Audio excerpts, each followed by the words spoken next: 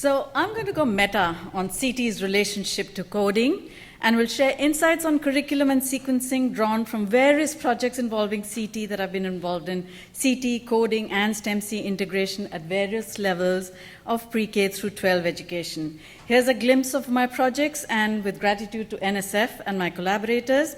And the specific projects that I was funded for and draw from include a project that engages teachers and caregivers to integrate CT in STEM activities for preschool learners at school and at home through unplugged as well as digital non-programming activities. Then there was the VELA project that drew from math education research to examine how we can teach core introductory programming concepts in middle school and concepts that are relevant both in CS classrooms as well as STEM classrooms that integrate coding and modeling and computing. Then there's the C2 STEM project that integrates designing tools, curriculum, and assessment for learning topics in marine biology and physics through computational modeling in middle and high school. And prior to all of these, I examined what it meant to teach foundational programming skills and CT in middle school grades over the course of my dissertation research at Stanford University. Now, these research efforts have aimed at CT learning and STEM learning, and they have been situated in both CS and STEM classrooms and used both programming and unplugged activities, and sometimes used combinations of these.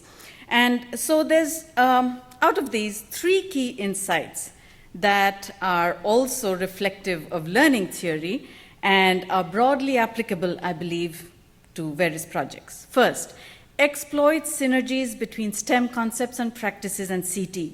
We all acknowledge that there are overlaps between STEM practices and CT, and leveraging these overlaps is also a great way to engage STEM teachers because they realize that they can address multiple learning goals through one well-designed integrated activity.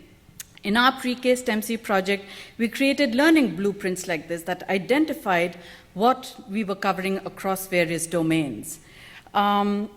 2, learners can engage with CT in STEM outside of coding, and they can and even in fact should engage with even programming concepts outside of coding. This gives us the double benefit of reducing cognitive load related to learning coding and also helps deepen understanding for students because children are encountering ideas in multiple contexts. And this holds even when coding is a key part of the curricular intervention, as in an intro programming curriculum or when teaching computational modeling in science, for example. 3, begin with unplugged activities that surface key CT concepts and provide for meaningful engagement with these concepts. This has been shown to be quite beneficial in our VELA project that underscored learning of concepts before coding. Others like Aman Yadav also have, for example, shown that unplugged CT also lowers the floor for teachers to engage with CT, especially at younger grades. So here's a useful way to structure integration of CT and coding into STEM that incorporates these guidelines and makes it easier for learners and teachers. This could be applied from younger through older grades and also from the start to the end of a particular curriculum within a single grade. Start with unplugged activities that surface key CT concepts, move to low-fidelity, simple coding activities in STEM classrooms, deepen the complexity of integration, where the act of coding helps deepen understanding of problems or phenomena and allows students to interrogate phenomena, and finally, aim for students to design new abstractions or ways of representing data that they can lead to computational solutions and new insights. And here's a version of this that is applicable to STEM classrooms when we are teaching computational modeling.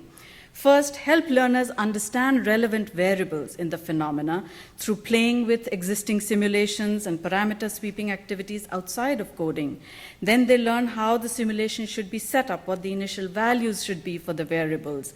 And then they move on to how the model changes over time. This is where the variables get updated. They learn to code conditionals and expressions and reflect relationships between variables.